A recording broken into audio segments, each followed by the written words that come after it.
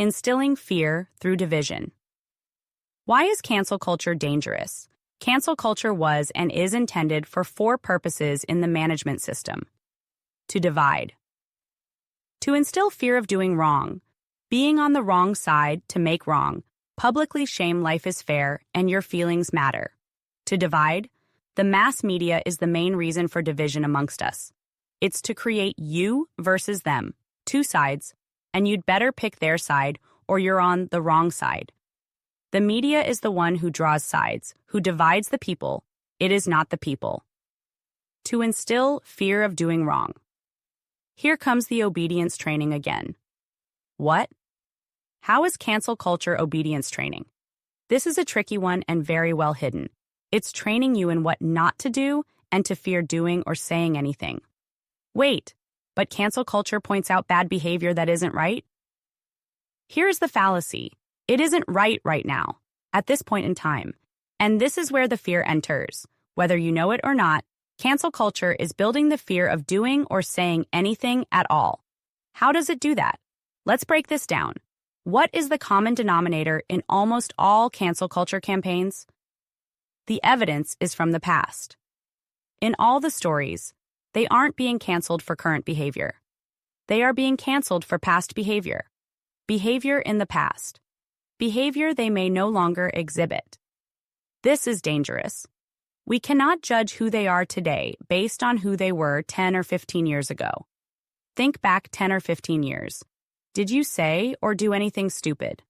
Bet you did. I sure did. Did you do anything that was okay back then, but is not okay today? Bet you did. Everyone did. This ties people to their pasts.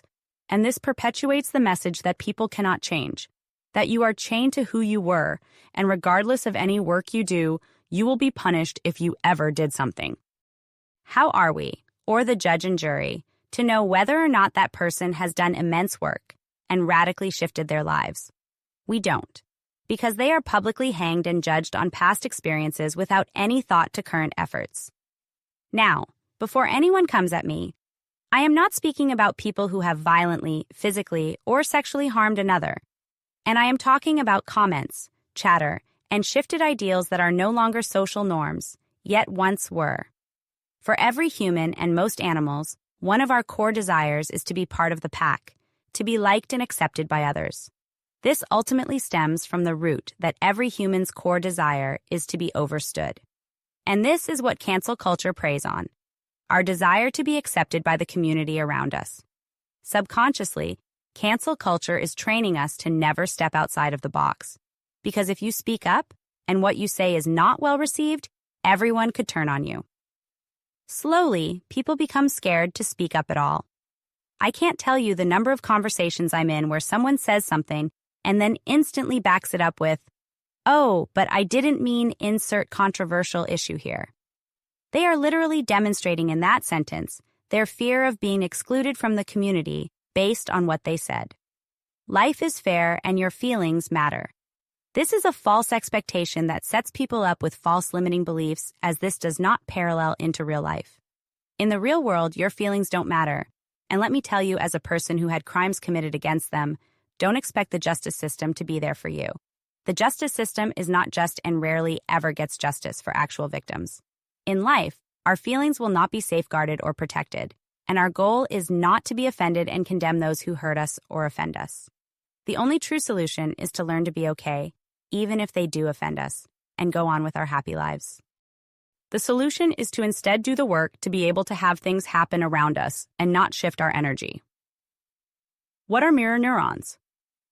Why and how these new ideologies and agenda messages that are harming us are spreading like wildfire. Mirror neurons. What we see gets replicated, even if we don't realize it on a conscious level. We all have mirror neurons. All of us. And they are firing even when we aren't paying attention. Mirror neurons fire when a person acts or a person observes the same act performed by another. These neurons mirror the behaviors observed, as if the person watching was the person acting. It then incites the particular behavior in the person doing the observing. In other words, when you observe a specific behavior in another, your brain will start to display the same behavior.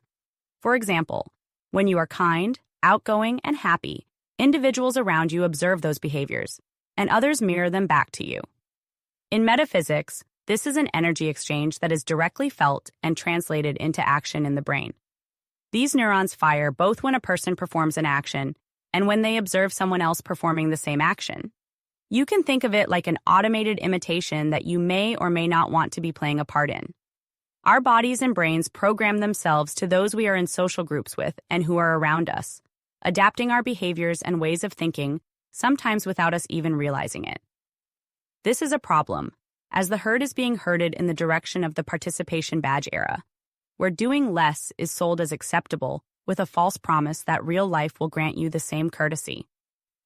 Here are some participation badges that have been introduced in elementary school.